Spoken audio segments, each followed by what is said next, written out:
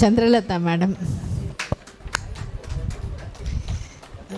చంద్రలత మేడంని నేను ఫస్ట్ చూసినప్పుడు ఆమె పెళ్ళైనప్పుడు చూసినాను. అప్పుడు ఆమె ఇంటర్ చదివినారు. కూర్చొని కూర్చోండి మేడం. దాని తర్వాత ఆమె ఎంఏ ఇంగ్లీష్ లిటరేచర్ చేస్తున్నారు, గోల్డ్ మెడలిస్ట్. తర్వాత పిహెచ్డి ఇన్ నారటాలజీ చేసినారు. మేడం మన ఊరు కోడలుగా వచ్చినారు ఇక్కడ హైదరాబాద్ నుంచి. డాక్టర్ శ్రీధర్ అని సిమ్స్ హాస్పిటల్ ఉండేది, paediatric hospital, managing director madam.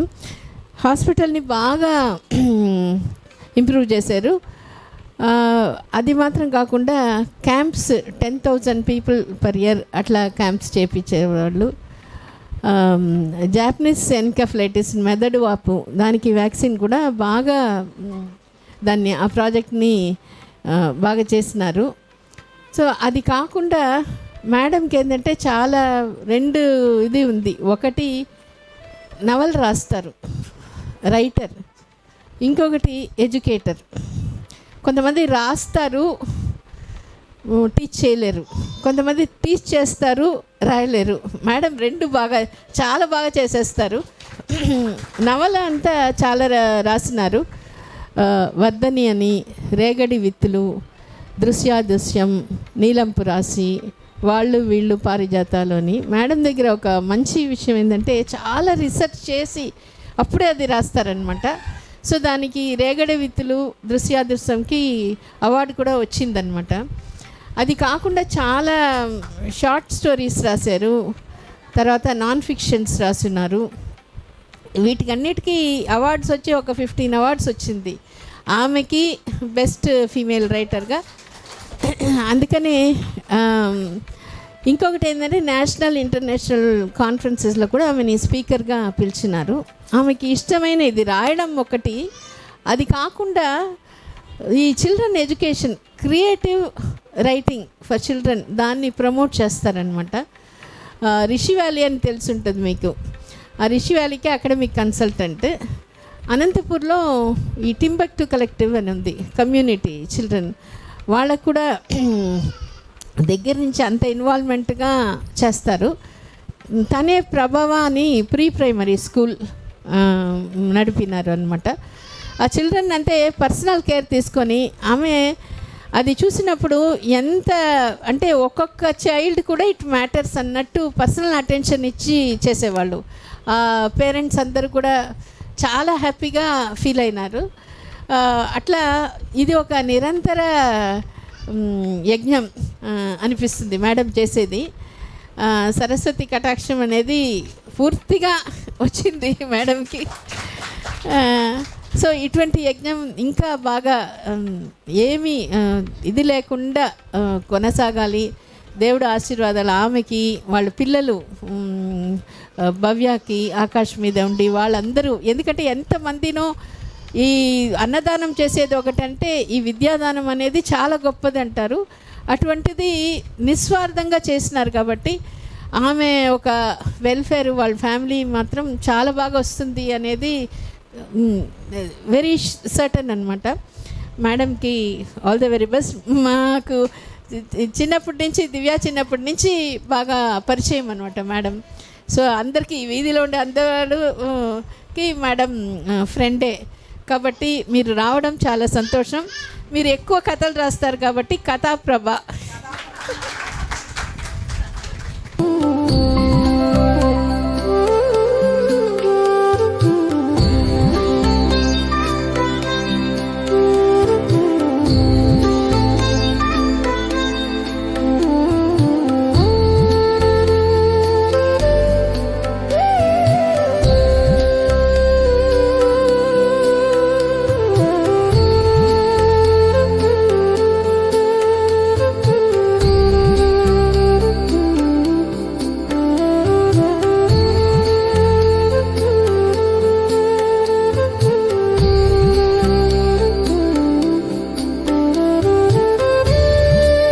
నుంచి పారాగ్రాఫ్స్కి వచ్చారు. మేమేమో నవలు రాసేవాళ్ళం. మేము ఒక 700 పేజీలు తక్కువగా మాట్లాడాము. అది ఆండాళ్ గారిని నేను అక్కయ్యగా భావిస్తాను. ఇందాక మేడం అన్నట్టుగా నన్ను మొదటిసారి చూసినప్పుడు నాకు 17 ఏళ్ళు ఉంటుంది. నేను అమ్మని అవుతానని నా 18 ఏళ్ల వయసులో అమ్మ చెప్పారు. అప్పటి నుంచి నాకు అక్కలాగానే నన్ను చూసుకుంటున్నారు. అంటే అప్పటి నుంచి ఈ రోజుటి వరకు జరిగిన ప్రతి ఒక్క ప్రయాణం బహుశా నేనైనా చిన్న ఇన్ఫర్మేషన్ మిస్ అవుతానే, కానీ ఇప్పుడు ఆండాళ్ గారు ఆశువుగా అన్నీ చెప్పేశారు.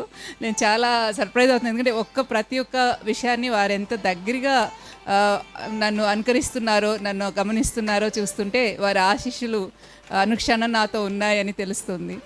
అలాగే దివ్య మా ఇంట్లో దాగుడుమూర్తులు ఆడుకున్న అమ్మాయి, మా ఇంట్లో మెట్ల మీద దాక్కుని అలాగే చిరుతిళ్ళు తిని అప్పుడప్పుడు మాతో కొంచెం డిసిప్లిన్ కూడా చేయించుకుందేమో పిల్లలు అల్లరిలో. చాలా అల్లరి అమ్మాయి. సో దివ్య నేను అప్పుడు వస్తున్నప్పుడు మేడం దగ్గర ఏబిసిడీలు రాకముందు తను మెడిసిన్స్ చెప్పేసేది. అంటే ఎలాగంటే యాంటీబయాటిక్, యాంటీసెప్టిక్ ఇలా చిన్న చిన్నవి, అంటే చాలా చిన్నప్పుడు చిన్నపిల్లలు ఇంకా పదాలు పలుకున్నప్పుడు అంటే ఈమెకి అక్షరాలు రాకముందే మెడిసిన్ వచ్చేసింది అనమాట. అది అంటారు కదా, పొట్టగోస అక్షరం ముక్క అన్నట్టు పొట్టగోసకు ముందు తనకి లోపల వైద్యం ఉంది. So I wish her long journey. అది ఒక ఇంకా సత్యమే ప్రియమైన సత్యప్రియ గారు, అదే లక్ష్మి గారు, అలాగే చంద్రసేన గారు. ఏ ఉత్తరాలు పొగతోటకు వచ్చినా ఆవిడికి నాకు రావాల్సిందే. So it's such a wonderful gathering. అలాగే ఇందాక మంచి వార్త చెప్పారు సత్యప్రియ గారు. ఇవాళే ఒక పాపకి పురుడు పోసారు. మనం ఉమెన్స్ డే అనుకున్నప్పుడు అంతా ఆడపిల్లల గురించి మాట్లాడుకుంటాం, కానీ ఇందాక మేడం అన్నట్టుగా ఒక ఎడ్యుకేటర్గా చూస్తున్నప్పుడు మగపిల్లలు ఎక్కువగా వనరబుల్గా ఉన్నారండి. ఇప్పుడు మగపిల్లల్ని చాలా శ్రద్ధగా జాగ్రత్తగా పెంచాల్సి వస్తుంది. ఇప్పుడు ఆడపిల్లల గురించి అందరం ఆలోచిస్తున్నాం, అందరం మాట్లాడుకుంటున్నాం, వేదికలు ఉన్నాయి. అలాగే మగపిల్లల గురించి కూడా ఇంతే సున్నితంగా, ఇంతే జాగ్రత్తగా మాట్లాడుకోవాల్సిన సందర్భంలో ఇప్పుడు మనం ఉన్నాం. ఎందుకంటే చైల్డ్ అబ్యూజు ఆడపిల్లలకి ఎంత ఉందో అంతకన్నా ఎక్కువ మగపిల్లల మీద ఉంది. అలాగే మగపిల్లల్లో ఇన్సెక్యూరిటీస్, సెన్సిటివిటీస్ ఇవన్నీ కూడా ఎక్కువగా ఉన్నాయి. అందుకని అదొక సో అందుకని ఇందాక అన్నట్టుగా మేడం చెప్తున్నారు, వాళ్ళకి ఒక ప్రత్యేకమైన రోజు పెట్టి వాళ్ళని కూడా ఇలాగే కౌన్సిలింగ్లని చేస్తే బాగుంటుంది అని. అందుకని మనము పిల్లలు అన్నప్పుడు సాధారణంగా నాకు ఒక సమస్య ఏమొస్తుందంటే వాళ్ళు ఆడపిల్లలా మగపిల్లలా అని నాకు కనపడరు, పిల్లలే కనపడతారు. వాళ్ళలో అలాగే ఇక్కడ మీ అందరూ కూర్చున్న వాళ్ళు కూడా నాకు పిల్లలు కనిపిస్తూ ఉంటారు. ఎందుకంటే మనందరిలో కూడా ఒక పిల్లలు ఉంటారు. అంటే కొంచెం మకృతనం ఉంటుంది, కొంచెం గారాబం చేయించుకోవాలని ఉంటుంది, కొంచెం గొడవ పెట్టుకోవాలని ఉంటుంది. మనలో కూడా ఒక పిల్లలు ఉంటారు. ఆ పసితనం మంచిగా వాడుకున్నప్పుడు అది మనల్ని మళ్ళీ makes us like a children, curious, wonder, happy. So ఆ చైల్డ్ని ఎప్పుడు కూడా మనలో పదిలు పెరుచుకుని ఉంచుకోవాలి. మన అందరిలో పిల్లలు ఉన్నారు. So that's what I look in to that. So ఇవాళ ఈ వేదిక మీద ఇంకొకసారి చెప్పదలుచుకుంది ఏంటంటే చాలా గొప్పవారు. అంటే ఆండాళ్ గారు ఇందాక అన్నాను కదా, వారి చేయి వేస్తే చాలు అది మంచి జరుగుతుంది. నాకు దాదాపు 35 ఏళ్ళుగా వారు మాకు అండగా ఉన్నారు. మళ్ళీ ఇలా లేచి నిలబడుతున్నట్టు నేను వారి పేషెంట్ని కూడా. అంటే చాలా కన్జర్వేటివ్స్, లైక్ నాకు ఒక యుటరస్ ఇష్యూ వచ్చినప్పుడు చాలా రోజులు దాన్ని కన్జర్వ్ చేయాలి, ఆర్గాన్ కన్జర్వేటర్, దాన్ని అలాగే భద్రపరిచి ఉంచాలి అని చెప్పి. అలాగే మేడం అందరి గురించి పరిచయం చేశారు, కానీ ఈ మధ్య మేడం గర్భశశితో మాట్లాడడం అనేది పెంగ్విన్లో ఆల్ ఇండియా #1 సెల్లర్గా ఉంది పుస్తకము. అది ఇంగ్లీష్ భాషలోను తెలుగులో నుంచి. కాబట్టి నేను ఒకదానే రచయిత్రిని కాదు, మేడం కూడా. అంటే మ్యామ్ రాసిన ఈ పుస్తకం తెలుగులో రాస్తున్నప్పుడు నేను ముందు స్క్రిప్ట్ చదివే అవకాశం. ఇందాక చంద్రసేన గారు కనుక అందరికన్నా ముందే బిడ్డ పుట్టక ముందే బిడ్డను చూసేసినట్టుగా ఆ పుస్తకం రాకముందే చూసేసిన ఘనత మా చంద్ర పేరులో ఉందండి, అది గొప్పతనం. సో ఆవిడ పొట్టలను అంటే బొజ్జులోనే పాపం చూసేసినట్టుగా నేను పుస్తకం మేడం టేబుల్ మీద ఉన్నప్పుడే, అంటే స్క్రిప్ట్ ఉన్నప్పుడే చూడగలిగే అదృష్టం నాకు కలిగింది. మన అందరం సెలబ్రేట్ చేసుకోవాల్సింది ఆండాళ్ గారు. ఇవాళ జాతీయ స్థాయిలో వారి పుస్తకం, అంటే రచయిత్రిగా కూడా.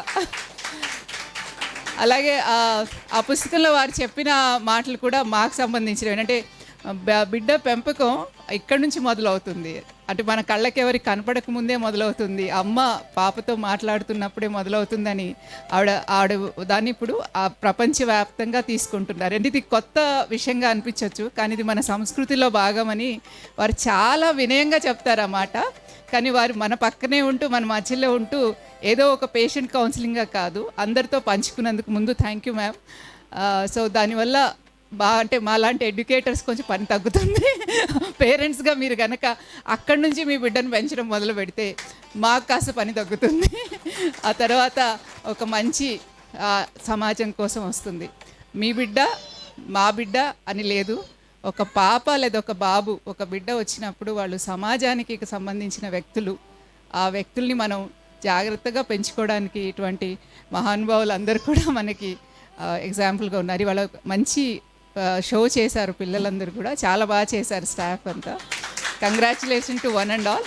అంటే ఈ రోజున్న అంటే ఎప్పుడో డొక్కా సీతమ్మ గారి దగ్గర నుంచి వాళ్ళ 10 రూపాయల డాక్టర్ దాకా అందరినీ చక్కగా చార్ట్అవుట్ చేశారు. ఇది తప్పకుండా దీని కుట్ర సుధా గారు అంటారు. సుధా గారు కూడా సాకేత్ స్కూల్ అని ఒక మంచి స్కూల్ రన్ చేశారు. తను ఎడ్యుకేషనిస్ట్. అలాగే వారు మంగాదేవి గారిని కూడా దాంట్లో ఇంక్లూడ్ చేయడం వల్ల అర్థమవుతుంది. సో ఇంతమంది మహిళలు మీరందరూ కూడా ఇందాక ప్రజెంటేషన్లో చెప్పినట్టుగా అద్దంలో అందరూ ముఖ్యమైన వాళ్ళే, మేము కొంతమంది మాత్రం ఇలాగా అందుకుంటూ ఉంటాం అంతే. మీ తరపున మేము తీసుకుంటున్నాము. Thank you very much. Thanks.